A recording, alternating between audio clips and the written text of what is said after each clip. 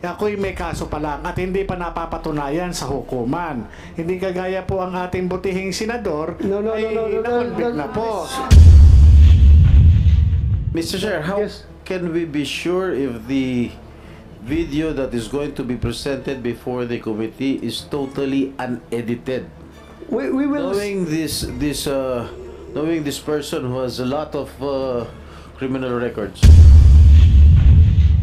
Hindi naman po maganda yung sinasabi ni ni Senator Jinggoy Estrada patungkol sa akin. Para namang ako talagang hinuhusugahan ako'y may kaso pa lang at hindi pa napapatunayan sa hukuman. Hindi kagaya po ang ating butihing senador na-convict na po. Huwag mong pakikalaman yung kaso ko. Problema ko yun. Yung kaso mo ang ayusin mo. Your Honor, ang kaso ko po, Your Honor, hinaharap ko naman po. Please, at ako hindi Order. Please, silence. Mr. Chairman, bago po yan, with the permission of Senator Yes, Jinggoy, go ahead. we just saw a video which Mr. Morales took from his own recording of the CCTV Recording in house. progress. Would that be correct, sir? Yes, Your Honor. Putol po eh. Sino po nag-edit? Yun po yung downloaded po doon Hindi sa po, dito po putol sa po eh. Hindi pa naman sila nag-goodbye sa isa't isa eh. Wala na eh. yun po nag-automatic po yung Your Honor dito sa memory sa cellphone, Your Honor. Eh, nasan po yung kabuuan? Ang hirap naman po magpresenta tayo ng video na pinutol lang po sa kagusto nating iputol doon o nagkataon yun ang sabi ng cellphone. Kabuuang video po, nasan po? Nandito po sa cellphone, Your Honor. Pakisubmit po sa komite, Mr. Chairman, if you may. Yes, and please number submit two, to this committee the unedited recording of your Yes, CCTV. Your Honor. and number two, sino po naglagay ng mga dialogue? Bali, nagpatulong po ako Sino nga po? sa pamangkin ko po. So kayo na lang po ang nag-supply ng mga nakasulat doon.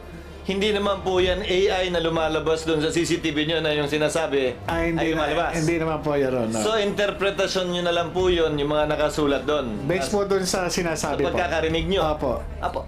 Thank you, Thank Mr. you, Chairman. thank you. At yun naman po, bali, kinonfirm naman po nung Yes. kaibigan ko, si Mr. Romeo Enriquez po. Unang tanong, bakit nandoon siya sa bahay mo? Si Mr. Romeo Enriquez. Bumisita lang po siya na bilang kaibigan at may dalang candy. Yun lang. Opo. kasi nga po, napanood niya po ako noong April 30. Napanood po niya ako doon yung sa nagkaroon po ng Senate hearing noon April 30, kinabukasan May 1. May 1. At napadaan lang siya sa bahay. Ngayon, nung nag-uusap kami, nagkukwentuhan kami patungkol dito sa Senate investigation, ang sabi niya, tumatawag sa kanya itong Eric Santiago na sabi niya, kilala mo naman yun. Oh, sabi ko, kilala ko yung taga Napolcom.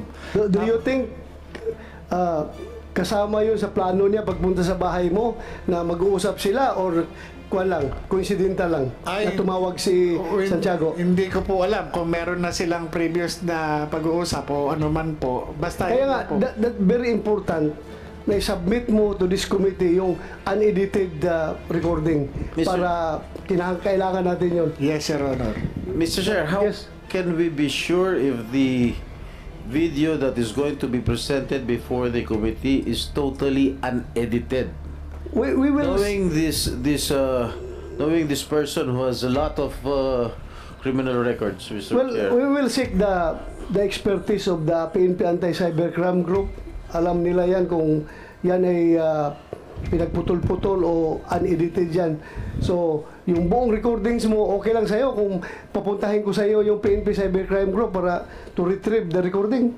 If it's okay with you. Your Honor, Your Honor, ay parang hindi naman po maganda yung sinasabi ni ni Senator Jinggoy Estrada patungkol sa akin. Para namang ako talagang hinuhusugahan ako'y may kaso pa lang at hindi pa napapatunayan sa hukuman.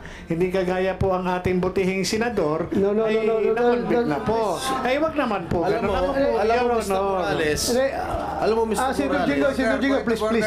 huwag mong pakikalaman yung kaso ko. Problema ko yun. Yung kaso mo ang ayusin mo. Your Honor, Ah? ang kaso ko po, Your Honor, hinaharap ko naman po. Please, At ako hindi dali, ko po tinatakbuhan. order. Please, silence. Una, Mr. Morales, please do not question Senator Jinggoy dahil trabaho niya yan bilang senador at vice chairman ng committee na magtatanong sa iyo. Pero kung sinasabi mo na nasaktan ka dahil ikaw akusado ka pa lang, siya konbiktado na tapos pinapalabas na masama ka, well, that's your opinion. Please, kasi insulting yan on the part of this committee. Hindi lang sa person ni Senator Jinggoy, pati ako as chairman, para bang harap-harapan, pinapahiya mo yung committee. Ako, I'm just advising you. Hindi ako galit sa iyo, just giving you a piece of advice. Si Senator Jinggoy ay nagpe-perform ng kanyang mandato as vice chairman of this committee. Kaya expect mo lang rin na magalit siya kung sinabihan mong ganon. And we expect also na yung opinion mo na ganon. Pero sana huwag tayo humantong sa personalan dito, ha. Mawawala tayo sa ating objective. Okay? Yes, Sir Honor. Patawarin niyo po ako. At nabigla lang Sir, po refrain ako. from doing those personal one. Mr. Chair, may we ask that the said statements be expunged from the records of this committee? So, any objection? Hearing none. Comsec, as ordered by the chair, you expunge those statements from the record of these proceedings. So ordered. You want to say something, Senator Jinggoy?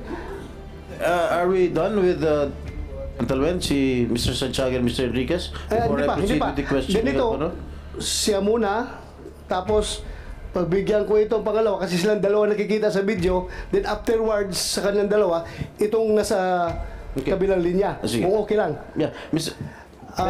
Pwede ko tanungin si Mr. Enriquez?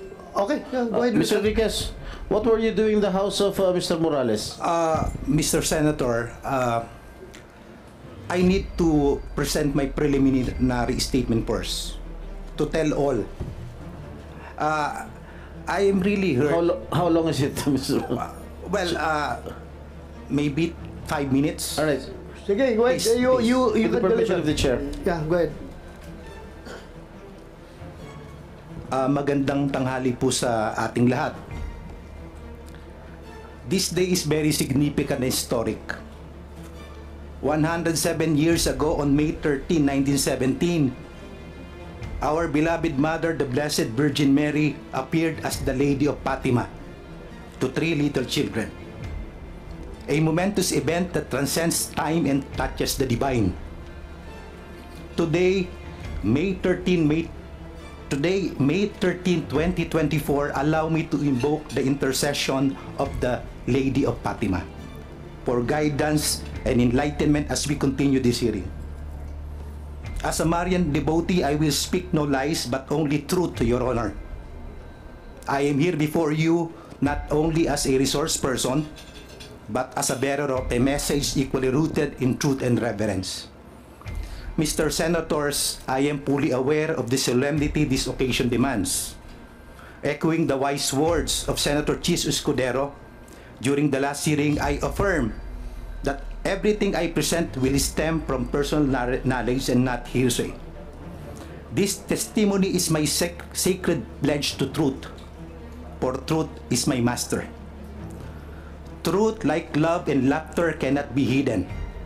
It cannot be suppressed and be hidden like the moon and the sun. Ang katotohanan ay hindi mapipigilan at maitatago tulad ng buwan at araw.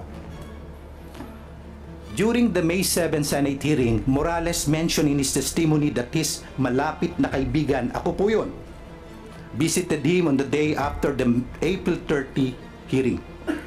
Para po sa kaalaman ng lahat, ako po ang siyang tinukoy na malapit na kaibigan ni Morales.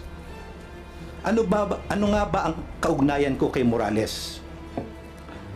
Morales calls me Kuya even though he is older than me. Being called Kuya, which is an Arabic lexical item that conveys respect, is an honor for me. Yes, he called me kuya, for we shared similar life experiences which are mostly experiences of pain and suffering. Tulad ni Morales, ako po ay tinanggal din sa PIDEA. Ngunit sa ibang kadahilanan at panahon, umalis ako sa PIDEA noong 2016 matapos kong questionin at labanan sa Civil Service Commission ang hindi makatarungan paglipat-lipat sa akin sa posisyon ng dating Direktor General ng PIDEA. Hindi po biro ang mawalan ng trabaho bilang isang ama ng pamilya. Habang pending pa ang resolusyon ng Civil Service Commission, nagpasya akong mag-apply at makipagsapalaran bilang isang seafarer sa isang prestihiyosong barko sa Amerika bilang miyembro ng Safety and Security Department. Habang si Morales naman ay nakipagsapalaran sa Japan upang magtrabaho para matustusan ang mga pangangailangan ng aming pamilya. Opo, nagtrabaho po kami ng walang kapaguran tulad ng lahat ng iba pang OFWs. Hindi po naging madali sa amin ng sobrang lungkot na mawalay sa aming pamilya. Bumalik ako sa Pilipinas noong 2018 at si Morales naman noong 2019. Nagtrabaho ako sa DOJ Office of Cybercrime noong Oktubre 2018. Matapos ang higit 4 na taong paghihintay, ako ay pinaburan ng Court of Appeals na naghatol na hindi makataruan ng ginawang reassignment sa akin ng dating Direktor General ng PIDEA, na siyang nagresulta sa illegal na dismissal sa akin. Kaya naman pinag-utos ng Court of Appeals na ibalik ako sa aking dating posisyon sa PIDEA kasama ng pagkakaloob ng aking back wages sa humigit kumulang 4 na milyon. Ang desisyon ay naging pinal at executory sa kautusan na rin ng Korte Suprema noong October 2019. Sa kabila ng kautusan ng hukuman na ibalik ako sa PIDEA, minarapat kong manatili sa DOJ Office of Cybercrime hanggang ngayong kasalukuyan. Dahil sa pareho naming karanasan sa PIDEA ni Morales, madalas kami nag-uusap upang talakayin ang mga balita tungkol sa PIDEA at ang aming mga dating trabaho. May mga pagkakataon rin na sumasangguni si Morales sa akin tungkol sa aspeto ng cybercrime at iba pang cybercrime-related topics. Sa maraming pagkakataon, nagpapalitan kami ng kaalaman o ideya sa mga bagay na patungkol sa dangerous drugs. Kung kaya naman ay hinimok ako ni Morales na sumama sa kanyang NGO, Anti-Drug Advocate Laban ng Pamilyang Pilipino, na akin naman pinaunlakan na may reservation sa aking limitadong oras. Ito nga marahil kung bakit itinurong ako ni Morales na isang malapit na kaibigan at nagpapasalamat po ako.